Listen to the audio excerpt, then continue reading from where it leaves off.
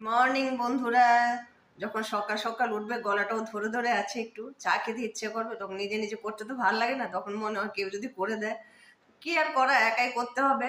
তখন নিজেকে নিজে রিকোয়েস্ট করতে হবে, এক কাপ চা করো আমার জন্য, আদা দিও, এলাচ দিও, চিনি দিও সামান্য, এক কাপ চা করো আমার জন্য। তাহলে একদম চা খেতেও ভাল লাগবে, একদম গরম গরম চা এলাচ দিয়ে আদা দিয়ে, একদম সকালটা তো একদম ঝরঝরে তরতরে হয়ে যাবে।